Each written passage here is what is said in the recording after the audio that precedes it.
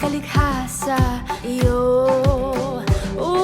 Sa araw ulan kahit pa bagyo, payapa ang buhay o may pagsubok. Ang pag-ikot ng